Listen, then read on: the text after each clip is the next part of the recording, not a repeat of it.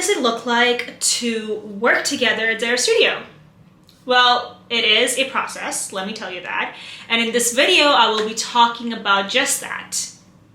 So, we start our partnership once the client signs the contract and pays the invoice.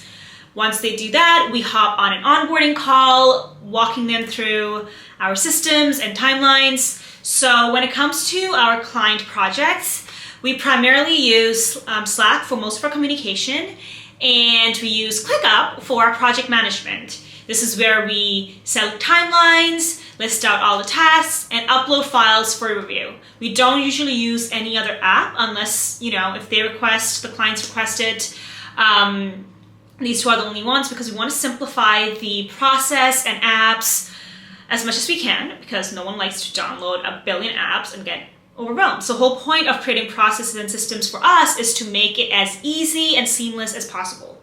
So before we produce anything, we start with understanding who the client is, what it is that they sell, and for whom. So to do this, Taylor, my design partner and co-founder of Zehra Studio, created a very comprehensive form that we hosted on the beautiful Typeform app, which we sent to our clients right after they are onboarded. Now, this usually takes about two to 3 weeks. Sometimes it's even taken a week. It really depends on how well versed the client is with their business. And if there are any hurdles, because sometimes there's confusion, they don't know what the right answer is, for example, Taylor hops on a call with them and hashes out any and all matters of confusion.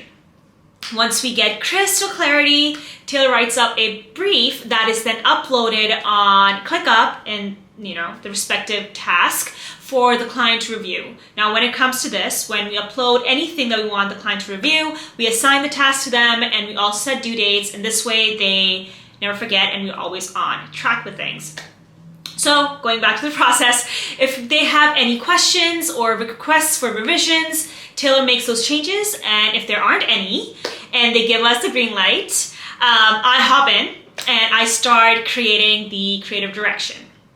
Now, during the creative direction phase, what I like to do is do a thorough research based on the brief and all the answers that we got from the questionnaire.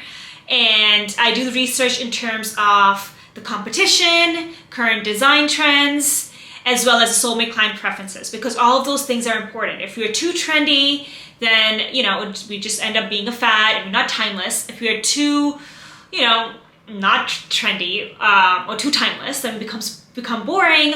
Or if we're not, focusing on the soulmate client's preferences, we will not resonate with them. So I really make sure that I'm looking at all of the ingredients that we need to create a beautiful brand. So once I have solidified all of this, then I start conceptualizing 3 directions for the client to choose from. Now, there's a theme in our work. We always present in 3s. So the first one is usually the safest choice. This is what's on trend, what other people are doing. The second one is a bit risky, where I'm like, okay, we might try this. We might put in this preferences from the client persona, but then we can also put this, which is like trend going on right now. And finally, the third one is the boldest, wildest concept that I'm always secretly hoping the client would pick because, well, if it doesn't scare you, then what's the point? So the third one is usually when I try to do something that no one else is doing, but also keep in mind the trends, the client, soulmate client persona preferences, what the competition is doing really well, but what is competition not doing that well. And this is, once they pick their choice, this is when things start to pick up. As soon as the client chooses their brand direction, we start producing. We start by picking the color palettes and type pairings, and like I said, we always present in 3s so that the client has choices. And, well, who doesn't love choices? So we love to give choices, but also ensure that it's not more than 3 so it doesn't get too confusing, overwhelming, because when there's too many choices, the brain just shuts down. So we start with color palette and typography because we usually feel like that's the best place to start in order to really start bringing the brand to life based on the creative direction. And once we finalize the colors and type pairings, we head to the identity design stage of the project. So now things are getting really real, I feel. We start with the primary logo that we design in Adobe Illustrator or any other apps that we might need to, use in conjunction with Illustrator. And then again, we start with 3. So 3 choices as well as 3 revisions. And once we have the primary logo finalized, we then focus on designing the secondary and submark logos. Now, depending on the package the client has purchased, because we have 3 different, one is just identity, one is identity and design, other one's experience, identity and design, and website, sorry.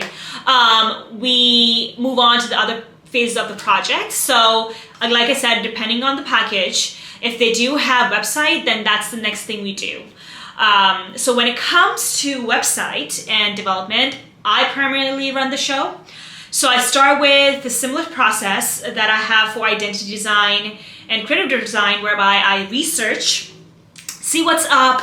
I consult with the buyer's journey that we have conceptualized during the brand strategy phase. And then I create a very detailed wireframe that I design on Adobe XD. Sometimes I use Illustrator if they're very detailed concepts that I need to design, but primarily XD does the job really well. And this is the only time that I do not present in threes, because designing a website is very comprehensive, and thanks to the very comprehensive nature of developing as well, I just do one design, but I do offer 3 revisions so that we can ensure it is still on brand and resonates with the clients and their customer base. So once we finalize the prototype, I go straight into development. I develop the website on Webflow. I used to use WordPress a lot before, but as soon as I got on Webflow, the rest is history. I only design on Webflow now. It's beautiful. And it's my first love now, it feels. So I begin developing it from the ground up on Webflow. And while I'm developing the website, again, based on the package, if it is the experience design package, then Taylor starts designing the collaterals that the client picked. Now, these collaterals are very much based on the brand's needs. So during the brand strategy phase, when we're doing the comprehensive questionnaire and stuff, we usually talk about buyer's journey, client's journey, what is the experience like, and based on all of these, we design collateral that would help elevate the buyers and the client's journeys.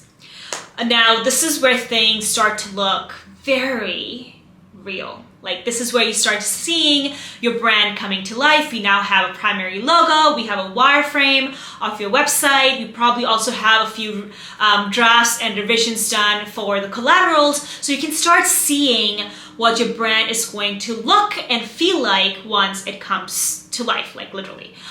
So now that we can see the entire brand come to life, as a final coat of icing on the cake, if you will, we begin our implementation period.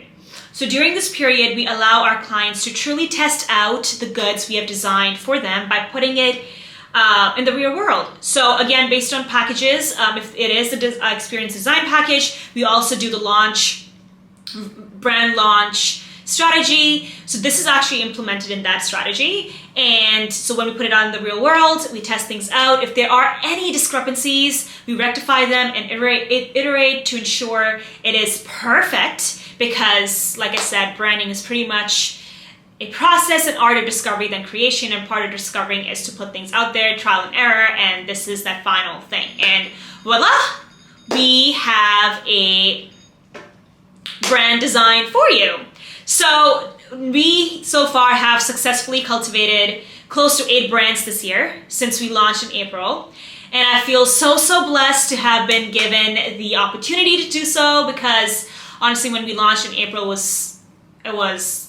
did not know what to expect. So just having 8 brands to have worked with has been amazing. And with each client that we have partnered up with, we continue to learn, something new, and we use that knowledge to better our processes. And, it's all about feedback. So if you have any feedback based on what I've shared so far on our processes, please do drop them in the comments.